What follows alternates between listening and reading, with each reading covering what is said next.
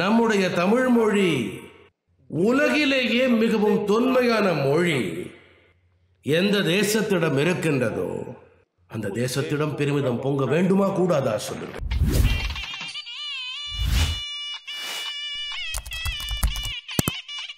செம்மொழி வலையொலி YouTube channel. இந்த சேனலின் மூலமாக, அந்த வலையொலியின் மூலமாக பல்வேறு தகவல்களை தினந்தோறும் நாங்கள் வழங்கி கொண்டிருக்கக்கூடிய அந்த நிலையில் சிலப்பதிகாரம் என்ற தலைப்பில் ஒவ்வொரு பகுதியாக வழங்கக்கூடிய அந்த தொகுப்பை முழுமையாக கண்டு பார்க்கலாம்.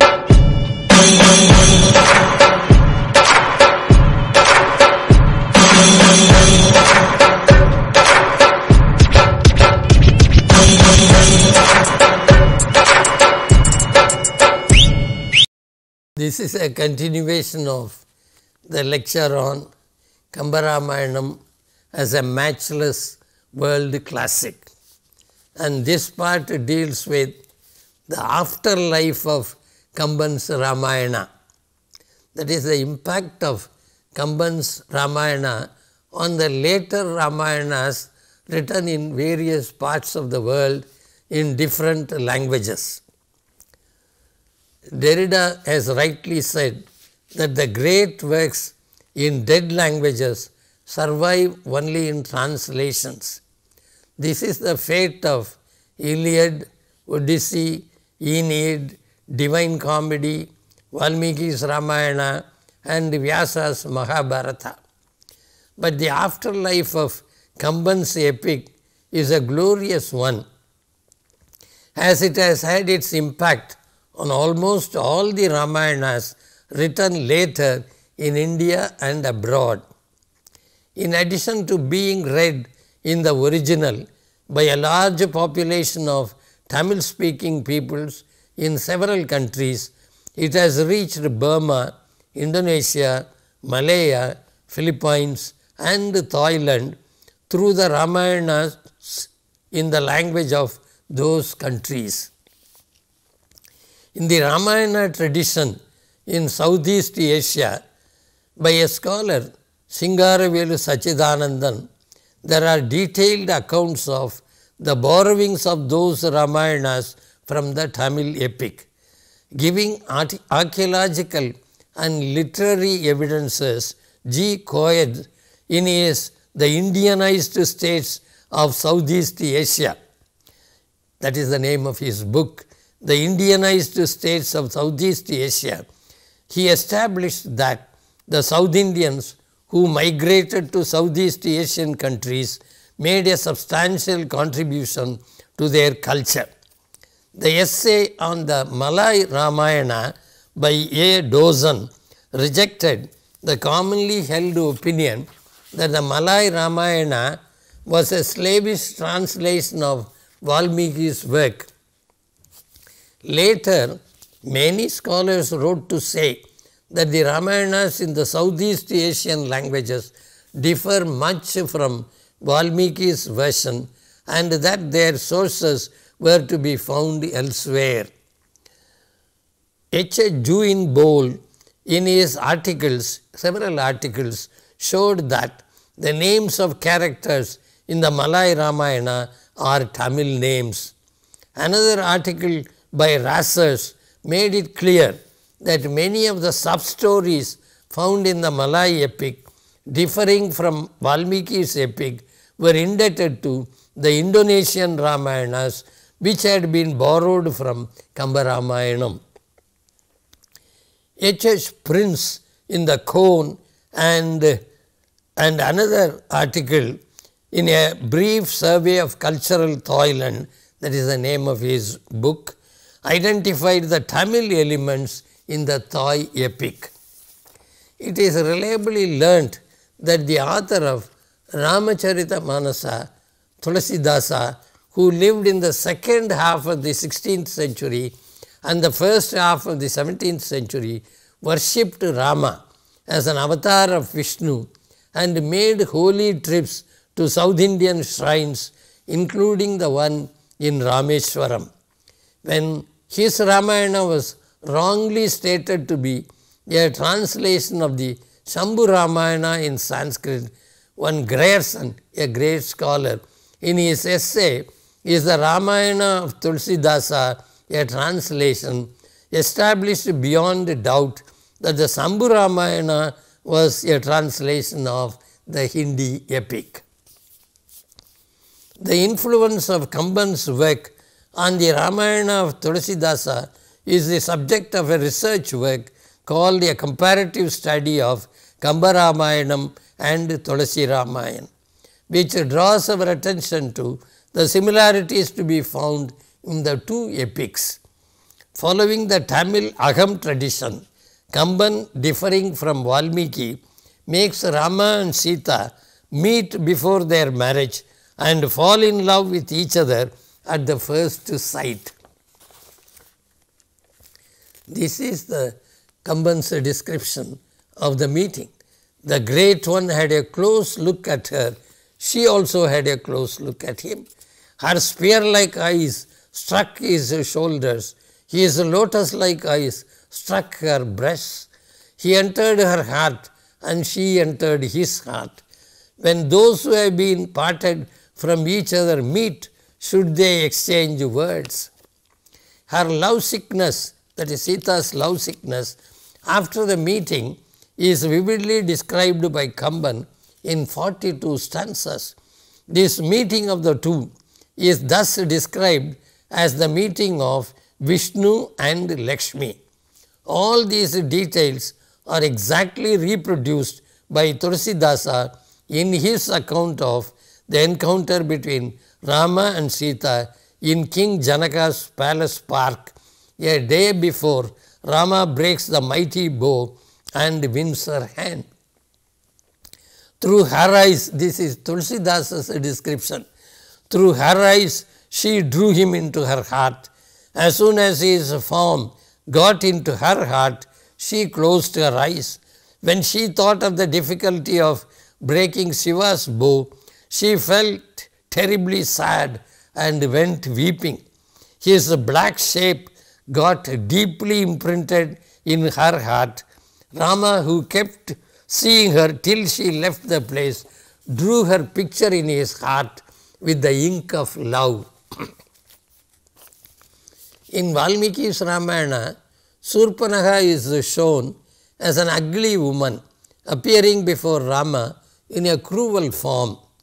He says, Rama was handsome, she was horrible.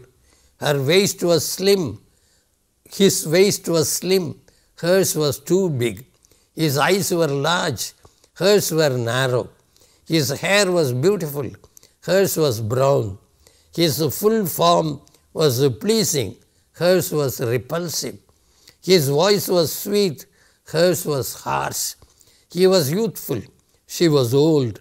He was full of love, she was full of cruelty. He was modest, she was immoral.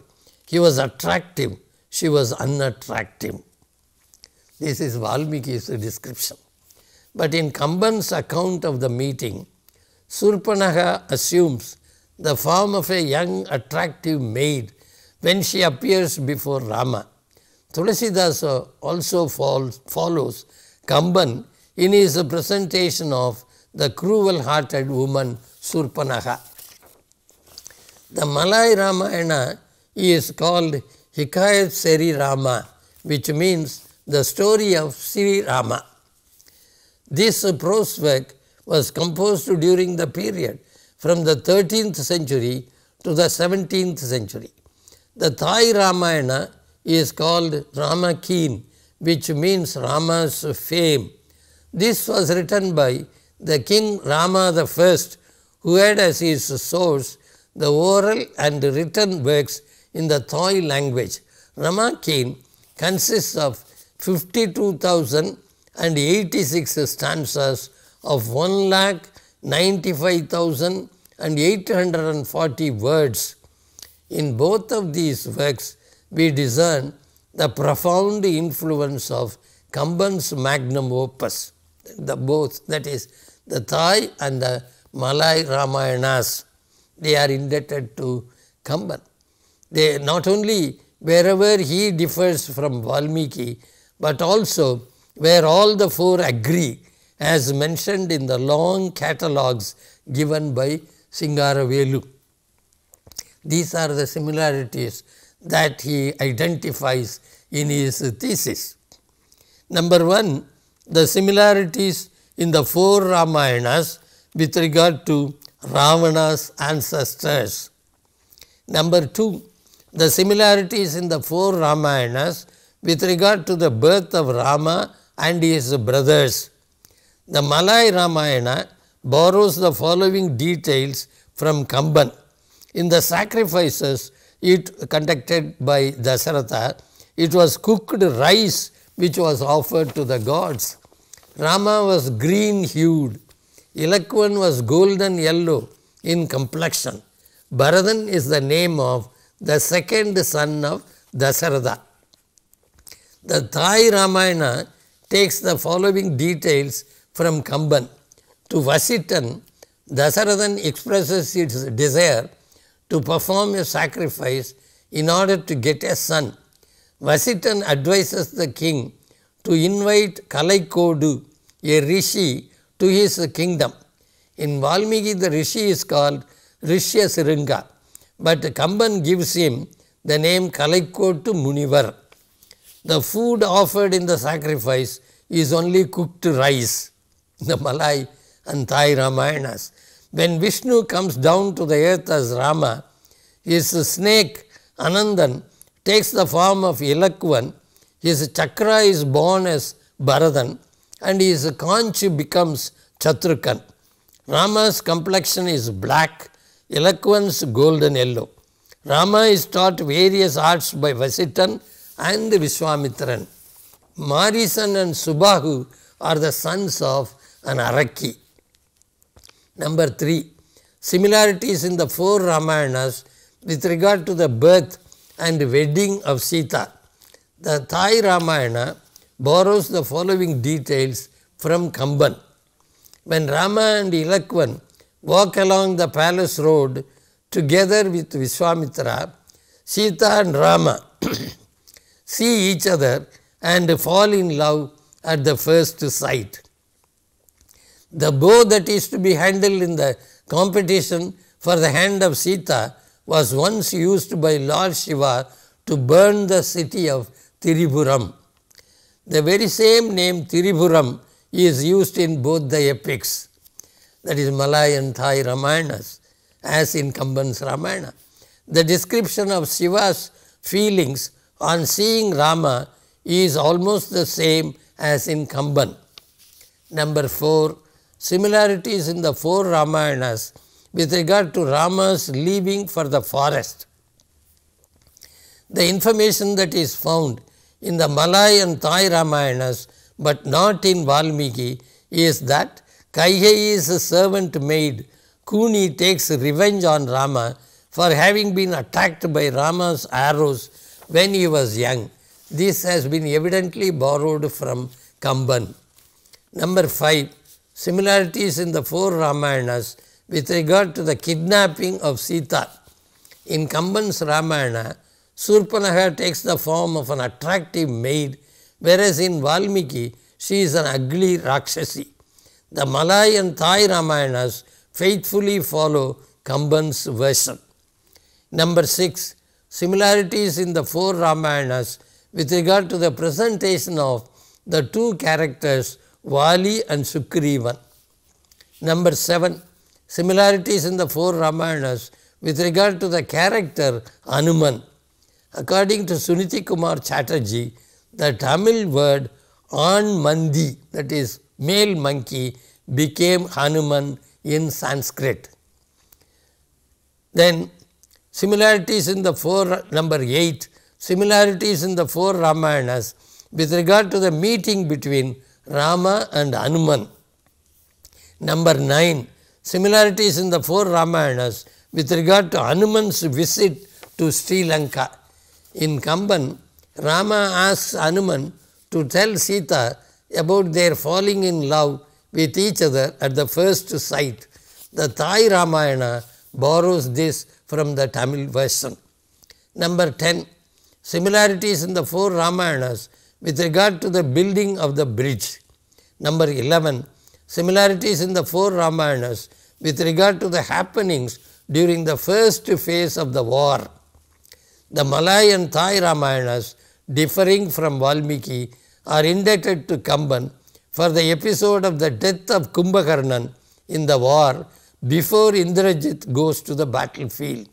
In Valmiki, Rama and Ilakvan are bound by Nagapasam by Indrajit before Kumbhakarnan joins the war. Number 12. Similarities in the four Ramayanas with regard to the second phase of war. In Valmiki, there is no mention of the absence of Rama and Vibhishana on the battlefield when Indrajit's attack takes place. The false Sita is brought to the battlefield only after Rama and Ilakvan are bound by the snake arrow. But in the other Ramayanas, Rama's army is made inactive by the snake arrow when Vibhishana has left the battlefield to gather food for the army. It is then that Rama comes and faints on seeing the helpless condition of the army. During that time, Indrajit brings there the false Sita. In Kambaramayanam and the Thai Ramayana, while cutting the false Sita by a sword, Indrajit warns that he would go to Ayodhya and kill all the people there. This is not to be found in Valmiki. Number 13. Similarities in the four Ramayanas with regard to the final phase of the war. Number 14. Similarities in the four Ramayanas with regard to Sita's bathing in fire. Number 15. Similarities with regard to Sita's banishment in the three Ramayanas excepting Kamban's. The Tamil names found in the Malay epic Vithuru Singan, these names are taken from Kamban. Padala Maharayan, Pipusanam, Tasarada Raman he is called, Bharadan, the name is taken as it is, Chitradan, Kirhan, Indra, Pavanam, all these names are taken from Kamban by the Malay epic. The Tamil names found in the Thai epic, Pulastiyan, Kuberan, Maran, Kalaikot, Kuhan, Tiripuram, Mulabalam. All the Tamil words are used there. For the similarities in the four Ramayanas identified and catalogued by Singaravelu, Kamban and not Valmiki is the main source to the Malay and Thai epics. All these evidences should convince us to conclude that Kamban's Tamil epic has enjoyed a much greater reception than Valmiki's Sanskrit work in all the Southeast Asian countries as well as in the entire Indian region. Thank you.